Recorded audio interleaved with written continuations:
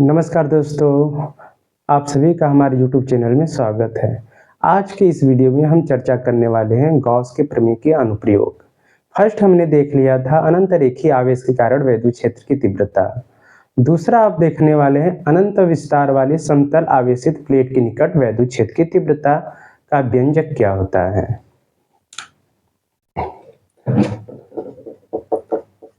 अनंत विस्तार वाली समतल आवेशित प्लेट के निकट विद्युत क्षेत्र की तीव्रता E का मान क्या होगा। हम यहाँ पे एक समतल आवेशित प्लेट की कल्पना कर लेते हैं जो इस प्रकार से उपस्थित है। इस आवेशित प्लेट पे जो आवेश है एक समान रूप से उपस्थित है। आवेशित प्लेट के मध्य बिंदु O से R मीटर की दूरी पर एक बिंदु P है और आवेशित प्लेट के मध्य बिंदु O से R मीटर की दूरी पर दूसरा बिंदु P डैश है। हम सभी जानते हैं गॉस का प्रमेय उसी जगह लागू होता है जहां पर बंद पृष्ठ होता है। तो एक छोटा सा अल्पांश बंद पृष्ठ का निर्माण इस प्रकार कर लिया जाता है। इस प्रकार एक बेलनाकार पृष्ठ हो गया और ये वृत्ताकार। इसका स्टेटमेंट किस प्रकार लिखेंगे प्रूफ में। माना एक अनंत विस्तार वाली आवेशित समतल आवेशित plate A B C D किसी ऐसे माध्यम में स्थित है जिस पर आवेश समान रूप से उपस्थित है। प्रूफ में इसका स्टेटमेंट कैसे राइट करेंगे। माना अनंत विस्तार वाली समतल plate A B C D किसी ऐसे माध्यम में स्थित है जिस पर आवेश एक समान रूप से उपस्थित है। आवेशित प्लेट के मध्य बिंदु O से दोनों ओर R मीटर की दूरी पर एक बिंदु P व P डैश है जिस पर वैद्युत क्षेत्र की तीव्रता का गणना करना है। इतना लिखने के बाद इसमें हम सर्वप्रथम देखेंगे बिंदु P से प्लस क्यू आवेश ये कहता है कि जो वैद्युत क्षेत्र की दिशा होती है सदैव दूर की ओर होता है और सदिश क्षेत्रफल यदि इस प्लेट का क्षेत्रफल A मान लें तो सदिश क्षेत्रफल जो होगा DA जो कि एक ही दिशा में होगा। और इसी प्रकार यहाँ पर जो प्लस क्यू आवेश के कारण वैद्युत क्षेत्र की दिशा दूर की ओर इस प्रकार और सदिश क्षेत्रफल जो होगा इसके जस्ट लंबवत अर्थात अक्षीय स्थिति में थीटा बराबर 0 अंश, थीटा बराबर ये 0 अंश। यह बेलनाकार जो पृष्ठ है इस पर एक अन्य बिंदु Q है। प्लस Q आवेश के कारण जो वैद्युत क्षेत्र की दिशा होगी दूर की ओर सदिश क्षेत्रफल सदैव इसके लंबवत होता है जो कि DA नाम से जाना जाता है। वैद्युत क्षेत्र की जो तीव्रता है या वैद्युत क्षेत्र E है सदिश क्षेत्रफल दोनों आपस में लंबवत होने के कारण 90 अंश की कोण बनाते हैं। यह बेलनाकार जो पृष्ठ एक अल्पांश पृष्ठ का यहाँ पर भी कल्पना किया गया है। यह एक वक्रीय टाइप है अर्थात E और D आपस में लंबवत है। अब इसमें हम देखेंगे कि गॉसियन पृष्ठ P डैश और P से अल्पांश मात्रा में कम से कम मात्रा में विद्युत फ्लक्स कितने पारित होते हैं, कितने गुजरते हैं। तो हम देख लेंगे दोनों एक ये और एक ये अर्थात P और P डैश से दोनों वृत्तीय पृष्ठों से गुजरने वाला जो वैद्युत फ्लक्स का मान होगा वह देखेंगे। तत्पश्चात वक्रीय पृष्ठ पर स्थित बिंदु Q से पारित विद्युत फ्लक्स का मान देख लेंगे। लिखेंगे यहाँ पे दोनों वृत्तीय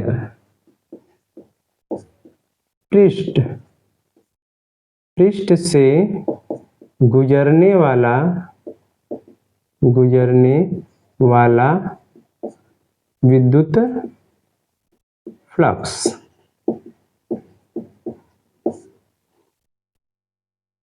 एक बार पुनः देख लीजिए, यह एक समतल आवेशित प्लेट है जिसका नाम ABCD है। यह एक ऐसे माध्यम में उपस्थित है जिसको एक समान रूप से आवेशित किया गया है। आवेशित प्लेट के मध्य बिंदुओं से दोनों ओर, एक आ रही है दूसरा आ रही है, दोनों ओर r मीटर की दूरी पर एक बिंदु P व P डैश है जिस पर वैद्युत क्षेत्र की तीव्रता का गणना करना है। इतना लिखने के बाद हम लिखेंगे दोनों वृत्तीय पृष्ठ से गुजरने वाला वैद्युत फ्लक्स। इस पृष्ठ से कितना विद्युत फ्लक्स पारित होगा और इस पृष्ठ से, गॉसियन पृष्ठ से अर्थात बिंदु P डैश से कितना विद्युत फ्लक्स का मान होगा वह देख लेंगे। क्योंकि हम जानते हैं ये गॉसियन पृष्ठ अल्पांश है, एक छोटा सा कल्पना किया गया है पृष्ठ, अल्पांश के लिए D लगाया जाता है, विद्युत फ्लक्स फाई नाम से जाना जाएगा। कौन सा बिंदु? P बिंदु के लिए P इस प्रकार, और जो दूसरा बिंदु है P डैश है, 5P डैश, ये किसके बराबर होगा? वेक्टर EDA के। अल्पांश पृष्ठ की कल्पना की गई है गॉसियन पृष्ठ की, तो अल्पांश के लिए D लगाया जाता है, बिंदु P डैश पे हम विद्युत फ्लक्स देखेंगे कि इस पृष्ठों से कितना विद्युत फ्लक्स पारित होता है अर्थात गुजरता है। और हम लोग प्रीवियस टॉपिक में पढ़े हैं विद्युत फ्लक्स फाई E बराबर होता है EA या EDA cos थीटा।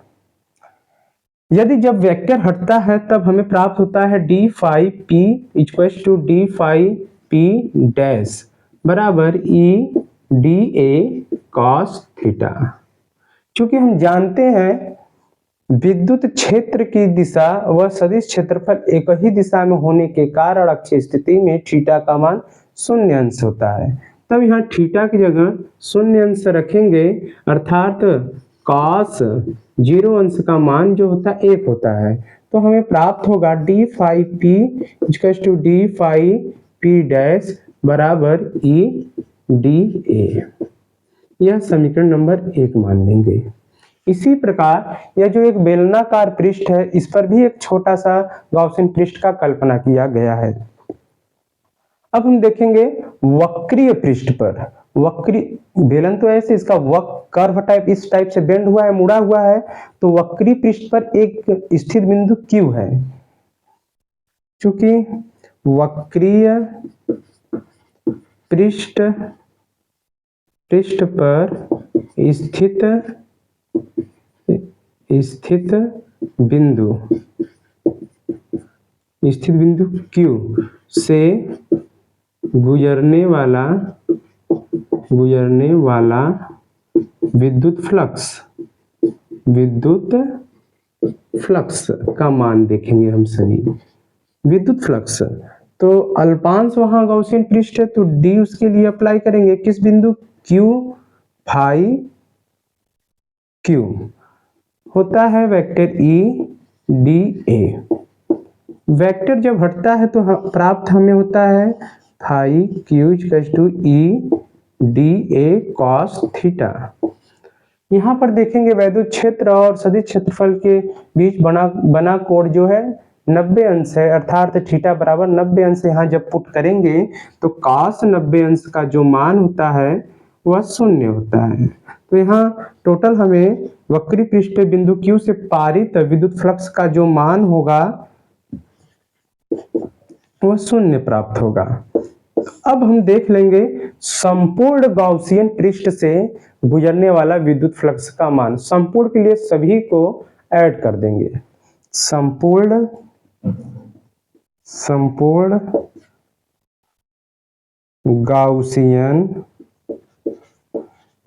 गॉसियन पृष्ठ से गुजरने वाला विद्युत फ्लक्स संपूर्ण पृष्ठ से, एक पृष्ठ ये, दूसरा पृष्ठ ये, तीसरा ये, मतलब सभी पृष्ठ से गुजरने वाले विद्युत फ्लक्स का मान क्या होगा? Total phi. संपूर्ण के लिए डी नहीं लगाया जाता, अर्थात फाई इक्वल्स टू पृष्ठ ए कौन कौन सा डी फाई पी प्लस पृष्ठ A D phi P dash plus पृष्ठ ए डी फाई क्यू, इनका मान देखेंगे। डी फाई पी यहाँ देखिए डी फाई पी डैश के ही बराबर है, अर्थात दोनों का मान ई डी ए ही है। तो यहाँ पुट करेंगे तो हो जाएगा आपका A E D A plus A E D A plus इसका मान 0 है। ये किसके बराबर? फाई के बराबर। फाई बराबर ई डी ए मिलाकर हो जाएगा 2 ई डी ए, अर्थात 2 ए ई डी ए। अब इसको हम लिख सकते हैं, ये जो कुल क्षेत्रफल है, कुल के लिए जो ये इंटीग्रल ए डी ए है वो ए के बराबर मान ले तो हमें प्राप्त होगा फाई बराबर 2 ई ए।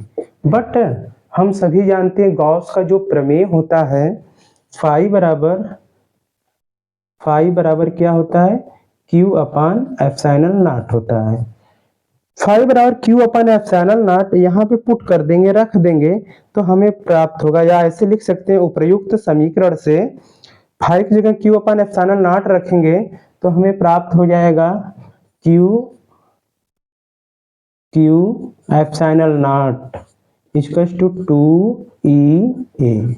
इसको किस प्रकार अरेंज कर लिख सकते हैं? ई का मान निकालना है तो इसको ऐसे ई इक्वल्स टू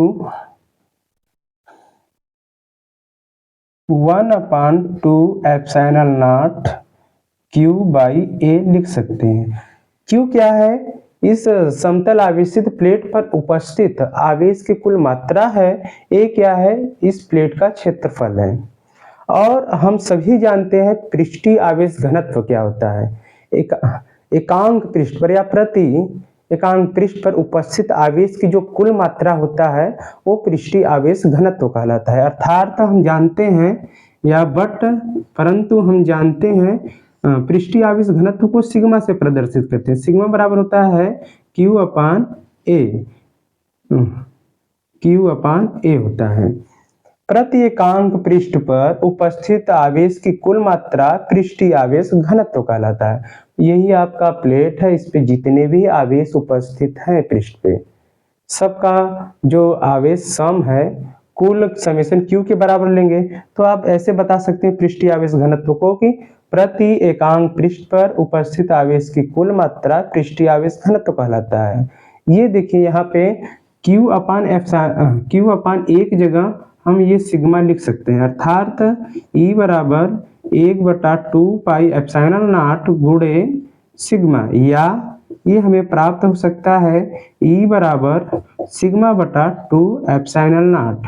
अर्थात यह जो अनंत विस्तार वाली समतल आवेशित प्लेट है, इस प्लेट के निकट या तो यहाँ पर या यहाँ या इधर सभी बिंदुओं पे विद्युत क्षेत्र की तीव्रता का मान समान होता है।